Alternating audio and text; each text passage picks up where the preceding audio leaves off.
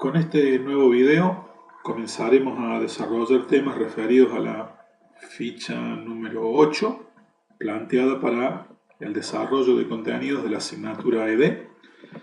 Y concretamente hablando, esta ficha comienza con la explicación de algunas instrucciones que tienen que ver con el uso de ciclos y distintas variantes para hacer que un ciclo se plantee o incluso se interrumpa, como es el caso de la instrucción break que vamos a mencionar ahora. En muchas oportunidades un programador necesita que un ciclo, una vez comenzado, en un momento determinado se interrumpa de manera directa y sin importar si la condición de control o la secuencia que se está iterando, si se trata de un for, ha dado falsa o se ha llegado al final de la misma. En algunas oportunidades, porque se ha producido alguna situación lógica extrema, el programador requiere pedir la inmediata terminación de un ciclo, forzar la detención de un ciclo, sea este un for o un while. Y para eso se utiliza la instrucción break, para la cual allí estamos poniendo un pequeño ejemplo. En el ejemplo que ponemos allí, la idea es poner un ciclo a funcionar, un while en este caso, con el objetivo de cargar 5 números que se supone van a ser positivos, y a cada uno de esos números, a medida que los va cargando, los tiene que ir sumando o acumulando. Y la idea es que una vez que termine de cargar los 5 números positivos, detenga el ciclo de carga y muestre cuánto vale la suma. Y eso es esencialmente lo que está haciendo este pequeño programa que vemos aquí. Pero la idea es que hemos incluido en este programa un pequeño control adicional. La idea es que este programa, si aparece un número negativo o aparece un 0, interrumpa el ciclo de carga sin importar si se llegaron a cargar hasta ese momento los 5 números positivos que estábamos pidiendo.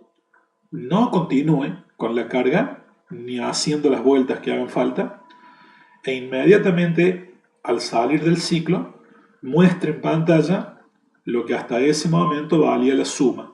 No importa si se llegaron a cargar los 5 números. Bueno, eso es lo que está haciendo el programa que se ve en este momento del lado izquierdo. Dentro del ciclo se ha incluido una instrucción condicional que está chequeando, está preguntando si el número n que se carga por teclado en esa vuelta del ciclo es negativo o es 0. Y en caso de serlo, solo en caso de serlo, se activa la instrucción break. Cuando una instrucción break se activa dentro del bloque de acciones de un ciclo, el efecto es inmediato. Lo que ocurre después de este break es que el ciclo, primero que nada, no ejecuta las instrucciones que se encuentran debajo de la instrucción break, o sea, esta acumulación suma más igual n no la va a hacer en esa vuelta, y la suma i más igual 1 en esa vuelta tampoco las va a hacer, y tampoco regresa a la cabecera para controlar si debe dar una vuelta más o no. La instrucción break provoca que en el momento en que se ejecuta, el bloque de acciones del ciclo se interrumpa en ese momento y el ciclo corte su ejecución pasando directamente a la instrucción print, que en este caso es la primera que se encuentra debajo del ciclo while en la cabecera. Break provoca la inmediata interrupción de un ciclo sin terminar de ejecutar la iteración actual y sin regresar a la cabecera en esa vuelta para determinar si correspondía dar una vuelta más o no. Break es una orden de interrumpir de inmediato el ciclo. Y podemos ver este esquema, este pequeño programa en funcionamiento aquí. En el modelo estoy mostrando el mismo programa que recién mostré en la placa, pero ahora directamente en PyCharm para poderlo ejecutar. En cuanto a detalles, podemos ver que acá tenemos dos variables, suma, que empieza valiendo 0, e i, que empieza valiendo 1. Suma es la variable en la cual vamos a acumular los números a medida que los carguemos, los positivos, y la variable i es la variable mediante la cual controlamos la cantidad de iteraciones o vueltas que ya dio este ciclo. Claramente podríamos hacer esto con un for también, pero bueno, en este caso lo hemos planteado con un while. La idea es que este ciclo va a continuar haciendo iteraciones y pidiendo números en cada vuelta, mientras el valor de i se mantenga menor o igual a 5. Cuando lleguemos a 5, el ciclo se va a interrumpir y los 5 números positivos habrán sido cargados. En cada vuelta del ciclo se carga por teclado un número, se le solicita al usuario que ese número sea en la medida de lo posible mayor a 0. Se controla si el número que se acaba de cargar es negativo o 0 y en caso de serlo este break, como dijimos, interrumpe el ciclo y el programa pasaría de lo que aquí es la línea 10 directamente a la línea 14 sin ejecutar las dos instrucciones que allí estoy pintando de azul y sin volver al while para preguntar si debe continuar o no. Si el número es negativo, allí se interrumpe el ciclo y salta el print a mostrar lo que dé la suma hasta ese momento. Y si el valor de n cargado no es negativo, no es 0, es un número positivo, entonces el break no se ejecuta y en ese caso el número es acumulado en el acumulador y se cuenta la vuelta para dar el retorno a la cabecera y determinar si debemos continuar o no. Cuando ejecutamos esto, podemos ver que si efectivamente cargamos 5 números positivos, como hasta ahí estoy haciendo, el 2, el 3, el 5, el 6 y el 1, y doy Enter, efectivamente el ciclo llegó a contar 5 números positivos. La instrucción break, en este caso, nunca se activó. La suma de los 5 positivos es 17, como se puede controlar mirando el ejemplo, y todo funcionó como se esperaría. Pero si ejecutamos esto y procedo a cargar números y en algún momento cargo un negativo, por ejemplo ahora un -2, observen que hasta aquí he cargado 3 números, 2 de los cuales eran positivos y el tercero es negativo.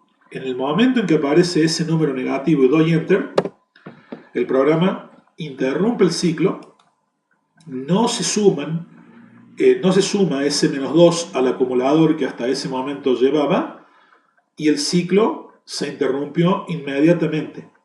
Ejecutada la instrucción break porque el número es negativo, salta directamente a ejecutar este print y muestra que la suma de los números positivos cargados hasta ese momento es 7.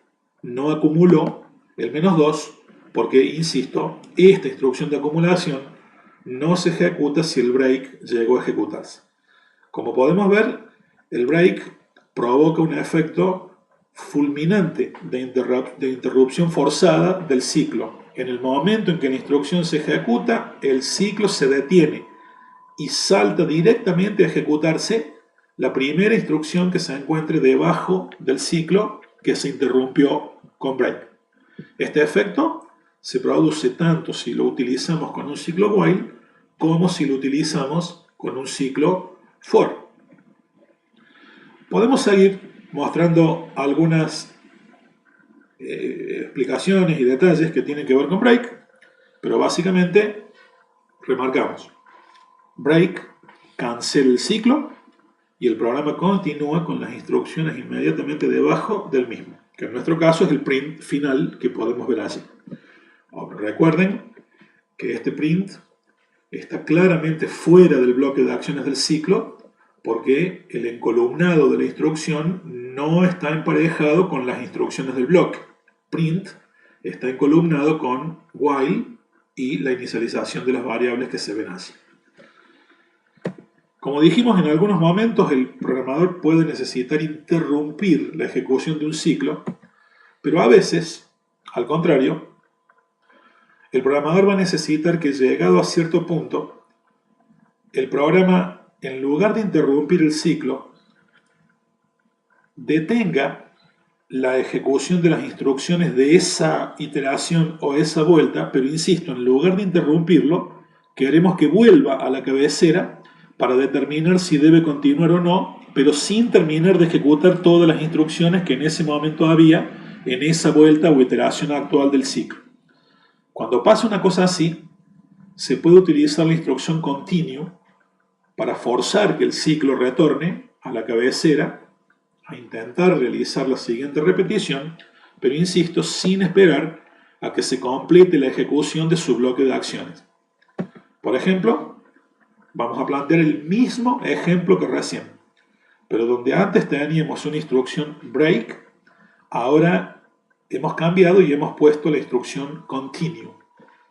El efecto de una instrucción continue en este programa es el siguiente. Así como está planteado, el programa carga 5 números positivos, igual que antes, y muestra la suma. De nuevo, la variable suma es el acumulador, que empieza valiendo 0, y es el contador de vueltas, que empieza valiendo 1, mientras el contador de vueltas o contador de números positivos, en definitiva, sea menor o igual a 5, continúe. Cargamos un número, preguntamos si el número es negativo o 0. En el ejemplo de recién, si eso era cierto, aquí había un break que interrumpía el ciclo, pero ahora hemos sacado el break y aquí hemos colocado la instrucción continue. Si el número es negativo o 0, no se ejecuta la acumulación indicada en la línea suma más igual n, tampoco se ejecuta la suma indicada en i más igual 1, pero a diferencia de break, que interrumpía el ciclo y me ponía en este print, continue provoca que el programa vuelva a la cabecera del ciclo y vuelva a preguntar si la condición es cierta o falsa. Si la condición es cierta, vuelve a ingresar y en este caso pide otro número y así continúa hasta que, exclusivamente siendo falsa la condición de la cabecera, el ciclo se interrumpe. Continue no provoca la interrupción del ciclo, sino el regreso a la cabecera para intentar producir una nueva iteración. Fíjense que si aparece un 0 o un negativo, se fuerza el intento de dar la siguiente vuelta o iteración. Pero así como está planteado este programa, y eso podemos verlo en el ejemplo que les planteo ahora en PyChart, así como está hecho este programa, ¿qué va a ocurrir? Cuando carguemos un número positivo, esta condición va a contestar falso y por supuesto continue no se va a ejecutar. Por lo tanto, a los positivos los va a acumular y los va a contar, normalmente. Pero si aparece un número negativo, el detalle es que la instrucción continue hace que el programa regrese al while y vuelva a controlar cuánto vale la variable i, pero en esa vuelta en particular estas dos instrucciones no se ejecutaron. El negativo no se acumula y tampoco fue contado, lo cual significa que cuando continue se ejecuta, se regresa a la cabecera y el contador vale lo mismo que valía en la vuelta anterior. ¿Qué significa esto? Que este programa siempre va a esperar a que se carguen 5 números positivos y mientras no se haya llegado a la cuenta de 5 números positivos va a continuar pidiendo que sigamos cargando. A los negativos los está ignorando. Eso es lo que está haciendo ese continue allí. Si aparece un negativo, ignórelo y vuelva a la cabecera a pedir otro número. Si vuelve a aparecer un negativo, vuelva a ignorarlo, vuelva a la cabecera y pida otro, pero mientras los números negativos aparezcan, el contador de positivos no se incrementa. Por lo tanto, el efecto es muy interesante de analizar. De nuevo, si aquí cargo 5 números positivos, efectivamente, como se está viendo en este momento, cuando doy enter al último, se detiene y me muestra la suma, como era de esperar. Pero lo interesante es que si yo ahora cargo un positivo, cargo otro positivo y ahora cargo un negativo, primero que no se interrumpió, pero observen, ese negativo forzó al regreso al while. En este momento el contador de vueltas todavía no había llegado a valer 5, pero tampoco se incrementó. Por lo tanto, al regresar vale lo mismo que valía cuando cargue el 3. En este momento me pide otro número. Si cargo ahora un 4, en este momento tengo 3 positivos y un negativo. Cargue 4 números. Si cargo otro negativo, por ejemplo cargo el menos 4, Estrictamente hablando, ya tengo 5 números cargados. Estrictamente hablando, si la idea era cargue 5 números y pare, en este momento se tendría que haber parado.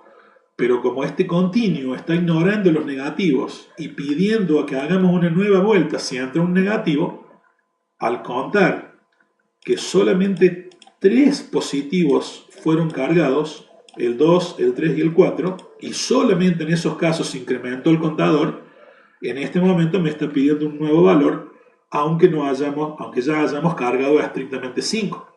Si ahora cargo un 2, la cuenta de positivos ya en este momento es 4, ¿se ve? Y me pide otro más para intentar llegar en algún momento a la cuenta de 5. Si acá cargo otro negativo como el menos 9, el programa continúa pidiéndome otro valor. Si cargo otro negativo como el menos 8, me pide otro, y solamente se va a detener cuando hayamos logrado cargar 5 positivos. Si ahora cargo el 7, que es positivo, observen que al dar Enter, el programa se detiene y efectivamente la suma de los positivos me da 18. Tengo 7 más 2, 9, más 4, 13, más 5, estos 2, 3 más 2, 18. A los negativos simplemente los ignoró y el ciclo continuó sin tenerlos en cuenta a esos valores. La gran diferencia, en definitiva, entonces, entre continue y break es que continue no interrumpe el ciclo, aunque sí interrumpe la vuelta en la que se ejecuta. Las instrucciones debajo de continue no se ejecutan en esa vuelta, pero en lugar de cortar el ciclo para pasar a la instrucción que sigue, continue regresa a la cabecera a intentar dar la vuelta siguiente. La gran diferencia entre continue y break. Son muchos los programas en los que un programador podría necesitar aplicar una instrucción u otra. Todo ya dependerá del contexto y de la lógica que el programador esté pensando. Una curiosidad muy específica de Python, cuando se trata del manejo de ciclos, es que en Python un ciclo puede llevar opcionalmente, si el programador quiere, una rama else, como si el ciclo fuese una condición. Esto es muy curioso y no es muy común en otros lenguajes. Python lo permite. Tanto un while como un for puede llevar una rama else, y hay que recordar que esa rama else primero es opcional, y si el programador decide colocar una rama else, entonces hay 3 reglas que debe recordar para entender su funcionamiento. Si se pone un else a un ciclo while, la rama else que el ciclo tenga se va a ejecutar en el momento en que la condición de control del ciclo entregue un falso. No importa en qué vuelta se haya obtenido el falso, el ciclo, ya sabemos, ejecuta mientras la condición es verdadera y sigue ejecutando y ejecutando cada una de las iteraciones que le toca dar, y en el momento en que entregue un falso, corta y continúa con la instrucción siguiente al ciclo. Pero si el ciclo tiene un else, esa rama else y lo que sea que tenga en su bloque de acciones se va a ejecutar cuando el ciclo corte por encontrar un falso en la cabecera. Si el ciclo es un for y el programador pone una rama else a un for, entonces la rama else del for se va a ejecutar cuando el for termine de iterar, termine de recorrer todos los elementos de la colección o secuencia que le hayamos dado. Acuérdense que un for es un ciclo iterador. Le damos una secuencia, como puede ser una cadena, una tuple, una lista, un rango, para que la recorra componente por componente. Cuando el for termina con todos los elementos, termina de procesar el último de los elementos, se detiene automáticamente. Bueno, en ese momento, si el for tiene una rama else, luego de procesar el último elemento de la secuencia o de la colección, el ciclo corta y procede a ejecutar lo que sea que contenga la rama else que el programador le haya puesto opcionalmente.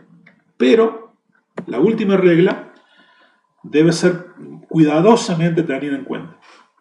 En ambos casos, tanto un while como un for, la rama else que el ciclo pudiera tener no será ejecutada si el ciclo terminó por acción de un break en su bloque de acciones. Recordemos por lo que vimos recién que un ciclo puede continuar ejecutando cada una de sus iteraciones en forma normal y terminar en forma normal o natural, o si dentro del ciclo hay un break y ese break llega a activarse, cortar de manera forzada por aplicación del break. Cuando el break se ejecuta, no importa cuánto valía la condición de control o en qué lugar de la secuencia se encontraba el ciclo for si la estaba recorriendo. Se ejecuta un break y el ciclo muere. Bueno, si el ciclo muere por acción de un break, la rama else que el ciclo pudiera tener no se ejecuta. Por eso, las dos primeras reglas. Se ejecuta la rama else, en ambos casos, el while y el for, si el ciclo terminó de manera natural. En ese caso, se ejecuta la rama else. Si el ciclo se detuvo de manera abrupta por aparición de un break, entonces la rama else no se ejecuta. Y aquí vamos a mostrar un ejemplo que prefiero pasar a explicarlo directamente en PyCharm. El ejemplo lo tengo en el modelo número 3 y lo vamos a ver aquí. El programa que les muestro aquí tiene por objetivo cargar por teclado una cadena de caracteres en una variable y lo que queremos hacer es contar cuántas letras minúsculas tenía esa cadena y cuántas letras mayúsculas tenía. Dos contadores por separado. Y la idea es que si durante el recorrido se detecta la aparición de un punto, no importa si al final de la cadena, al medio, al principio, no importa. Si el carácter que se está procesando es un punto, el proceso de recorrido, el proceso de la cadena debe detenerse de inmediato y en ese caso no mostrar la cantidad de minúsculas y mayúsculas. O sea, se asume que hay que cargar una cadena que viene limpia y que solo contiene caracteres y no puntos. Y se considera los efectos del contexto de este ejercicio que un punto es un carácter extraño. Si aparece un punto, se ha violado la regla y por lo tanto debe terminarse el procesamiento de la cadena y mostrar solo un cartelito que diga proceso terminado y nada más. Observemos cómo está planteado. Tengo dos contadores, uno se llama minúsculas y el otro se llama mayúsculas, ambos inicialmente en 0. Ahí vamos a contar las minúsculas y las mayúsculas. Se carga por teclado la cadena de caracteres, la variable que contiene la cadena se llama cadena, justamente, y luego ponemos un for para iterar sobre esa cadena. La idea es que este for, a medida que gira, va tomando en la variable car uno por uno los caracteres que se encuentran en la variable cadena. En la primera vuelta toma el carácter de la posición 0, luego el de la 1, luego el de la 2 y así sucesivamente hasta que termine de procesarlos a todos.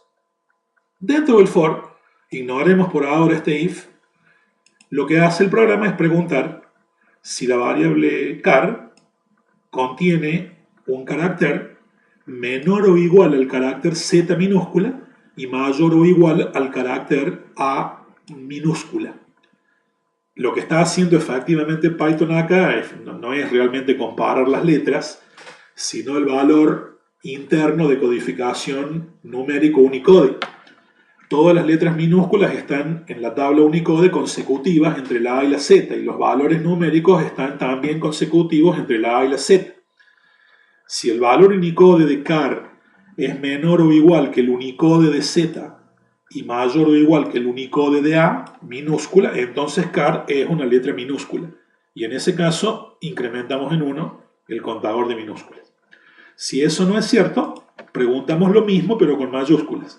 Si car es menor o igual que la Z mayúscula, me refiero al valor Unicode numérico, y además es mayor que el valor Unicode de la A mayúscula, entonces car contiene una letra mayúscula y por lo tanto incrementamos en 1 el contador de mayúsculas.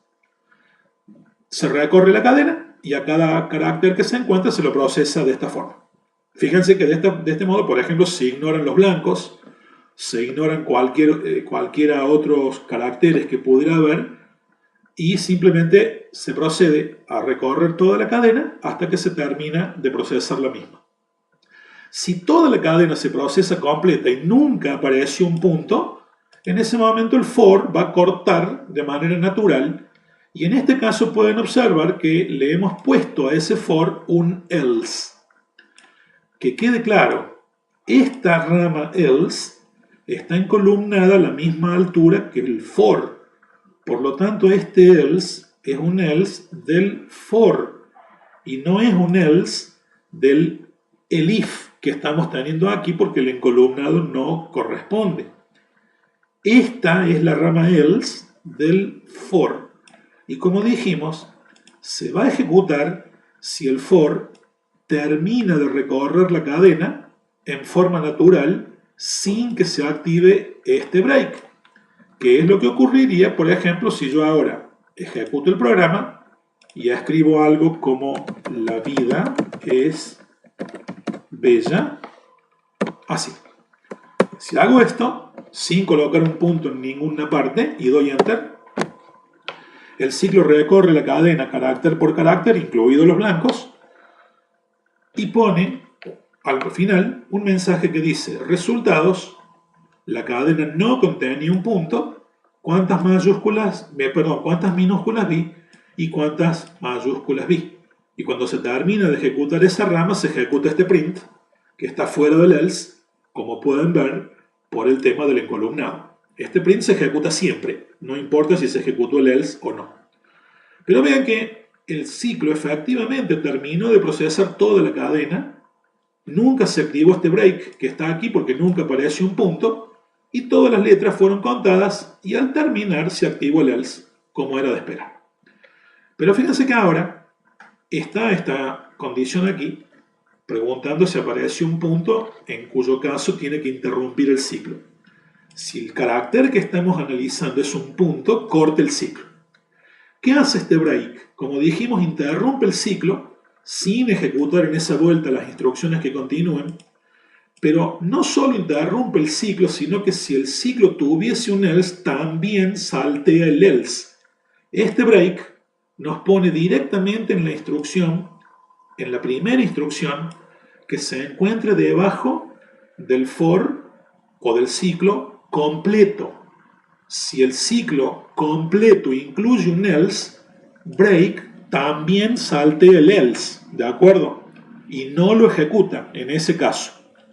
Si el break no se activa, el for termina de manera natural y solo en ese caso se activa el bloque else, como si else fuese una especie de vuelta más que le estamos pidiendo hacer al for, solo que con instrucciones diferentes a la que había dentro del bloque.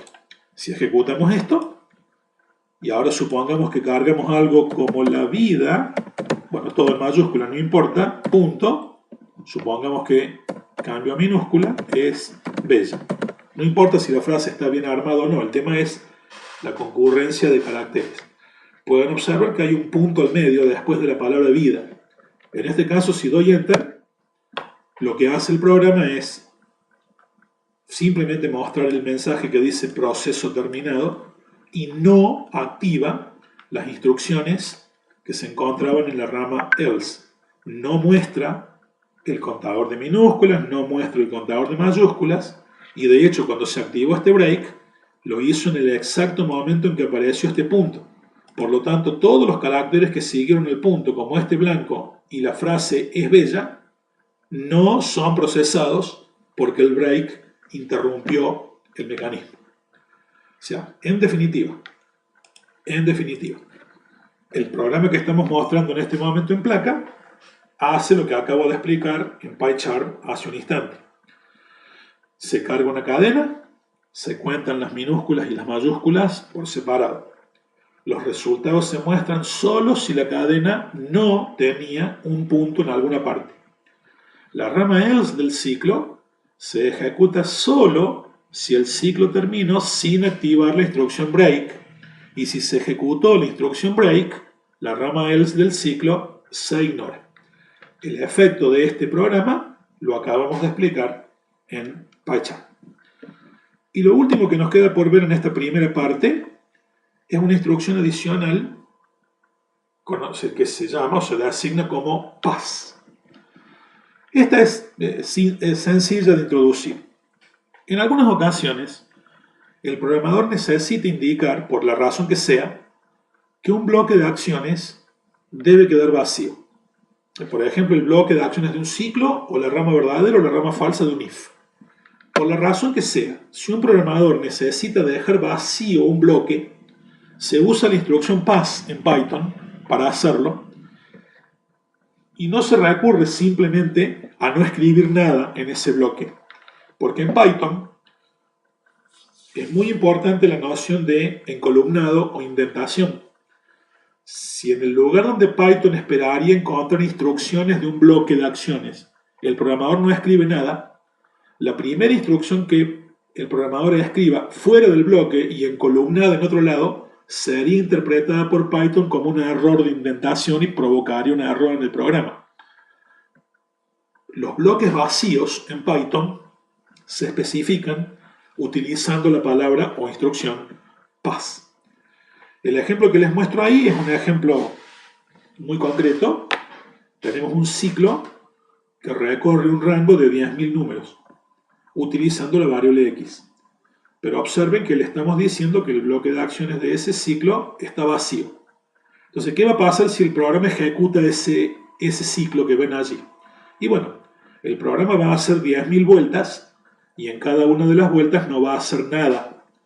Pero si está ejecutando 10.000 vueltas, es de esperar que eso alguna pequeña demora en tiempo tenga. Al fin y al cabo no es lo mismo ejecutar 10 vueltas que ejecutar 10.000. Bueno, este pequeño ejemplo que muestro aquí es un truco viejo, muy viejo, que solían utilizar programadores de otras épocas para provocar que el programa haga un pequeño retardo en la ejecución. A veces los programadores querían mostrar un mensaje en la pantalla y luego borrarla a la pantalla automáticamente, pero querían que el programa espere un par de segundos antes de hacer el borrado y que el mensaje se vea. Bueno, hoy en día existen instrucciones específicas para hacer eso, provocar un retardo en la ejecución del programa. La librería Time tiene una función que se llama sleep, dormir, que permite hacer que el programa duerma durante una cierta cantidad de segundos. Pero bueno, si esa instrucción no existe o el programador no sabe que existe, un truco conocido es este. Ponga un ciclo a girar que no haga nada en su bloque de acciones y haga una suficiente cantidad de vueltas, una cantidad de vueltas alta, como para que la ejecución de esa cantidad de vueltas provoque algún pequeño retardo. Este es un truco conocido, pero el ejemplo es cómo hacer para usar la instrucción pass.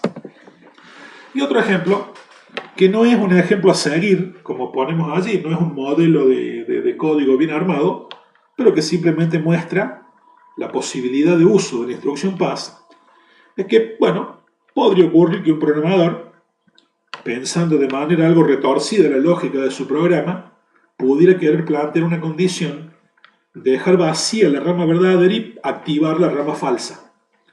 ¿Podría un programador querer hacer eso? Bueno, la manera de hacerlo consiste en hacer lo que se ve en este momento en placa. Si la condición que queremos chequear es verdadera y yo quiero dejar vacía la rama verdadera, ponemos pass en donde debería ir la rama verdadera, con lo cual esa rama queda vacía, y luego saltamos directamente a la parte else de la condición, escribiendo en el else las instrucciones que deben activarse si la condición es falsa. En el ejemplo podemos ver que la condición está planteada de forma tal que si n1 es mayor que n2, se ejecutaría la rama verdadera, que en este caso está vacía, y la condición no haría nada. Pero si n1 no es mayor que n2, es decir, n1 mayor que n2 falso, se activa el else y se muestra el mensaje.